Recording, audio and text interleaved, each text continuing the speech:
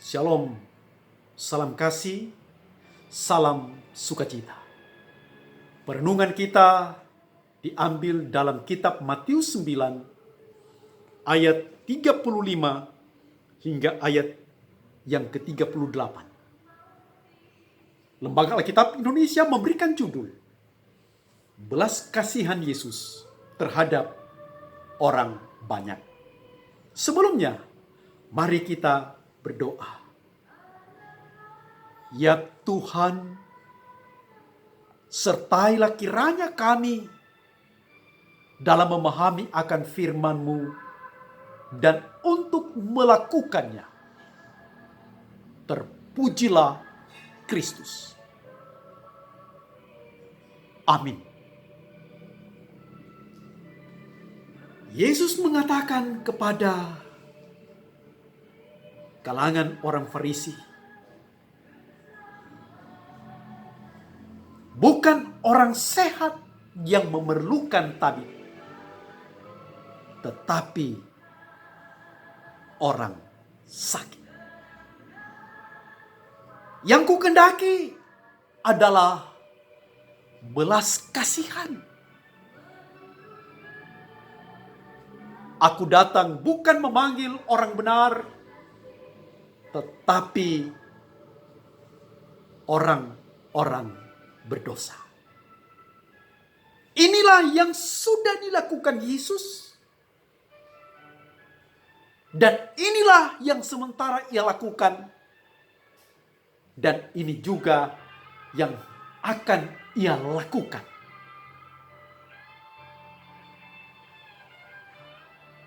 Yesus berada di Galilea. Perjalanan pelayanan, kota, desa, dan terus ia tampil menyampaikan pengajaran-pengajaran, memberitakan, menolong orang sakit, menyembuhkan mereka. Yang kerasukan, kuasa Tuhan dinyatakan mengusir setan. Bahkan ia yang membangkitkan orang mati. Orang-orang menyaksikan itu dan mereka sungguh bersukacita. Karena itu mereka tetap terus mengikuti dia. Apalagi dengan mereka yang mengalaminya. Dari yang dibuat Tuhan. Menghadirkan kebahagiaan yang besar. Yesus terus berkarya. Dan berkarya. Karena sungguh ia mengasihi kepunyaannya. Belas kasihannya ia hadirkan. Dan ia tetap lakukan itu.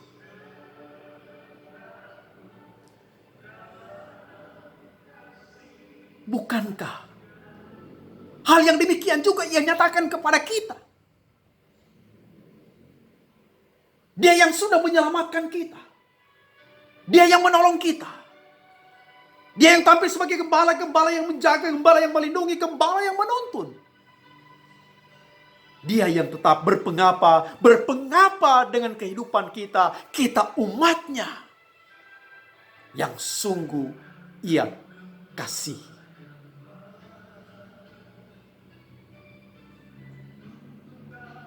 Belas kasihan darinya. Tetap adakah itu di tengah-tengah pergumulan kini?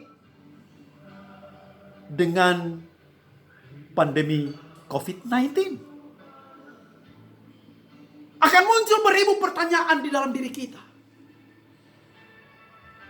Mengapa dalam perjalanan waktu sekian bulan bukannya surut untuk angka penderita, tetapi terus bertambah?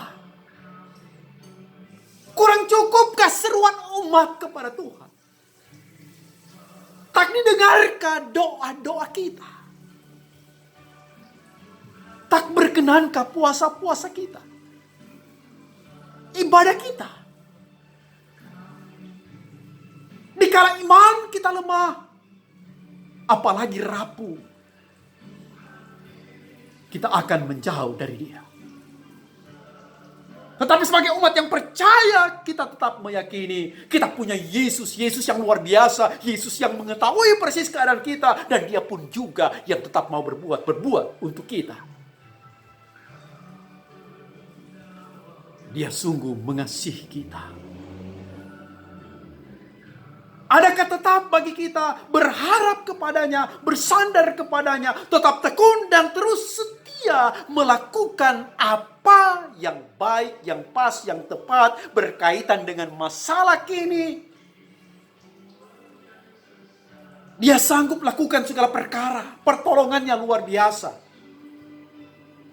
Tetap doa dan harapan kita yang memperlengkapi dengan hikmat kepada pemimpin-pemimpin bangsa, kepada para ahli dalam bidang virus berkaitan dengan kesehatan.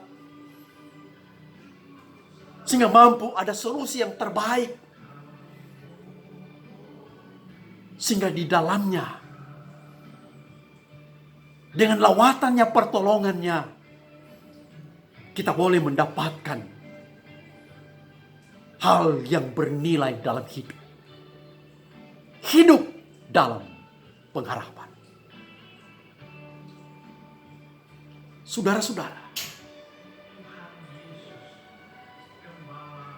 oleh karya Yesus, orang banyak terus mengikuti Dia. Makanya Yesus pun berucap, tuaian banyak tapi pekerja sedikit.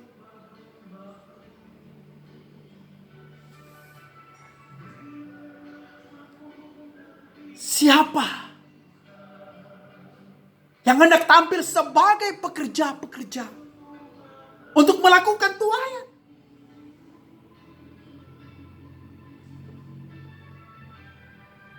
Bukankah sesudah bagian ungkapan ini, bagian bacaan kita tadi, Yesus memperlengkapi murid-muridnya dan tampillah 12 rasul, dan Ia pun juga memberikan mereka kuasa untuk berkarya dan melayani, untuk berbuat bagi orang banyak. Kita dipilih oleh Tuhan selaku pelayan-pelayan Tuhan. Akan teruskah tampil dalam ketaatan, kesetiaan, berkarya, melayani, berbuat bagi orang banyak. Tak hanya mengharapkan belas kasihan dari Dia untuk kita, tetapi mampu pun juga menghadirkan belas kasihan bagi orang lain, yang kita tuangkan lewat karya hidup dalam peran kita. Yang tak hanya juga dibatasi, ini kita pelayan yang memilih, tetapi ini kita umat yang percaya.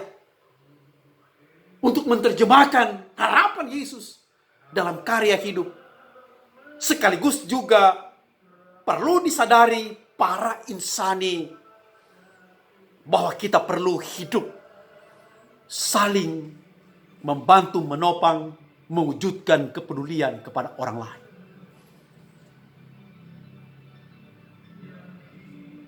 Kita berkarya melayani. Dan kita diperlengkapi dengan kuasa oleh Dia. Pakailah kuasa itu untuk berbuat. Dan Tuhan akan terus menyertai kita. Menuntun kita buat yang terbaik.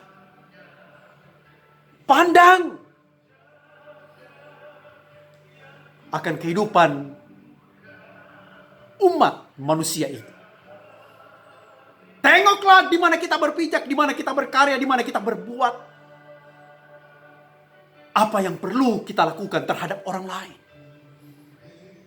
Perlu kita lakukan untuk diri kita sendiri, perlu kita lakukan untuk keluarga kita, perlu kita buat untuk orang lain. senantiasa kita mampu buat yang terbaik.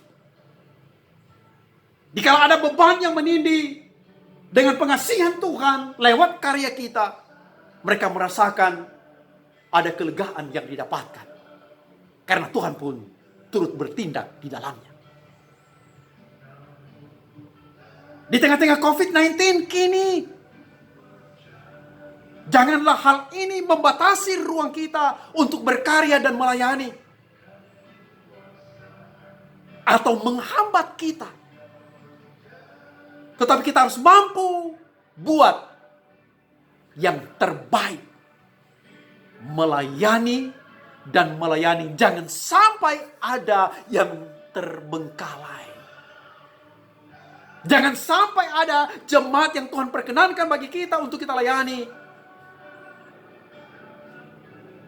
diabaikan.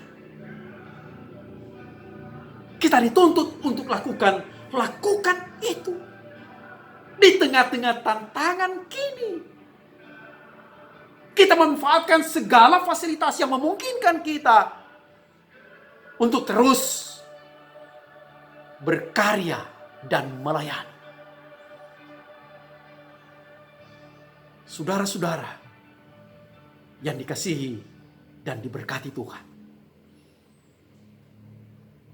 jika demikian dari yang kita buat, maka itu akan menyenangkan hati Tuhan. Dikala kita tampil dengan penuh sukacita, maka akan menjadi kebanggaan Tuhan. Berkaryalah terus dalam hidup ini. Di samping hal itu, bagi kita perlu menatap diri selaku umat Tuhan. Adakah sesuatu yang perlu kita lakukan dengan memandang diri kita ini yang dituntut ada yang pantas untuk dikoreksi, dibuat perubahan. Buat yang lebih baik, buat yang terbaik dalam hidup. Kalau ada hal yang salah, ada yang kurang baik, ditanggalkan dan lakukan yang terbaik dalam hidup ini. Karena itulah yang menjadi harapan Tuhan untuk kita. Dan dikala ada beban yang menyelimuti hidup ini, dengan kekhawatiran, dengan kecemasan, dengan keberadaan COVID-19 yang terus bertambah dan bertambah terus, mari kita teguhkan hati kita. Hal yang pertama, apapun yang kita alami, apapun yang terjadi dengan kita, ada satu hal yang perlu kita ingat dan kita pegang teguh. Ada Yesus yang sudah menyelamatkan kita, yang memberikan mahkota kehidupan bagi kita, yang percaya kepadanya dan yang tetap setia kepadanya. Itu adalah hal yang utama, keselamatan yang daripadanya. Dan hal yang kedua, kita perlu meyakini Dia tak pernah membiarkan kita, apalagi meninggalkan kita. Dia tetap memperlengkapi kita dan menolong kita. Karena itu, sisihkan kekhawatiran dan kecemasan dalam hidup. Pandang ke depan. Pandanglah, ada Yesus yang mengiringi kita, menyertai kita. Kita melangkah dengan penuh hikmat, kita buat yang terbaik dalam hidup ini. Pertolongan Tuhanlah bagi kita. Terpujilah Kristus. Amin.